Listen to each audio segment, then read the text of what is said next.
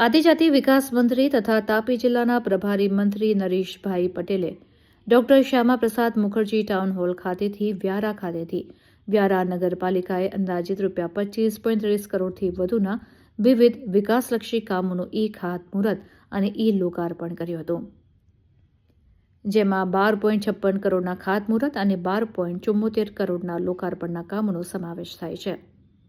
આ પ્રસંગે મંત્રી નરેશભાઈ પટેલે જણાવ્યું હતું કે વ્યારાના નાગરિકો માટે એકસાથે 35 જેટલા વિકાસ કામોનું ખાતમુહૂર્ત અને 13 જેટલા કામોનું લોકાર્પણ કરાયું છે. વ્યારા શહેર વિકાસના માર્ગે આગેકૂચ કરી રહ્યું છે, જે નગરના સર્વાંગી વિકાસ માટે અતિ મહત્વપૂર્ણ છે. શ્યામાપ્રસાદ મુખર્જી ટાઉન હોલ અગાઉની સરખામણીમાં હવે અત્યંત સુવિધાસભર અને આકર્ષક બન્યો છે.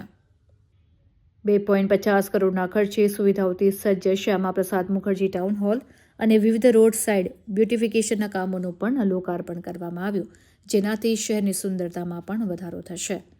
આ પ્રસંગે વ્યારા નગરપાલિકા પ્રમુખ રીતિશ ઉપાધ્યાય, ધારાસભ્ય મોહન કોંકણી, પૂર્વ જિલ્લા પંચાયત પ્રમુખ સૂરજ વસાવા, પ્રાંત અધિકારી સંદીપ ગાયકવાડ, ચીફ ઓફિસર વંદના ડોબરિયા સહિત અધિકારીઓ અને પદાધિકારીઓ, કોર્પોરેટરો તેમજ મોટી સંખ્યામાં નાગરિકો ઉપસ્થિત રહ્યા હતા. હું બીજી વખત આવું છું. હું પહેલી વાર મિનિસ્ટર બન્યો તે સમયે ગામિત સમાજનો કે ચૌધરી સમાજનો કોઈ કાર્યક્રમ હતો, કોઈ ટ્રાઇબલ લોકોનો. તે સમયે હું આ હોલની અંદર આવ્યો હતો. આજે મને એમ થયું કે એ હોલ છે કે બીજો હોલ છે. જે રીતે રિનોવેશન થયું છે, ખૂબ વ્યવસ્થિત રીતે જે કામને જોઈતું હતું એ ઘરેણું મળી ગયું છે. આ નગરની અંદર જે એક કામ જે એ લોકોએ લીધા છે, આજે જ્યારે મારા વરદ હસ્તે ભૂમિપૂજન અને લોકાર્પણ થયા છે, મેં વિશ્વાસ રાખું છું કે ગુણવત્તા હશે, કાળજી રાખી હશે. અને જે ભૂમિપૂજન જે મારા વરદ હસ્તે કરવામાં આવ્યું છે એની પાછળ મારી અપેક્ષા છે કે એક કામ ઉપર ધ્યાન આપીને એની ગુણવત્તા સચવાય, લોકો યાદ કરે, વર્ષો સુધી એક એસેટના રૂપમાં એ કામો લોકોને દેખાય, એ પ્રકારનું કામ થાય એની અપેક્ષા. સફાઈ ઓછી થયેલી હશે તો એ ફોન કરશે, પાણીની પહોંચો હશે તો એ ફોન કરશે, લાઇટની હશે તો એ ફોન કરશે, ડ્રેનેજનો કોઈ પ્રોબ્લેમ હશે તો એ ફોન કરશે. આ 4 કામ તો એટલા મહત્વના છે કે એમાં કોઈ પણ કોર્પોરેટરને જાગતા રાખે.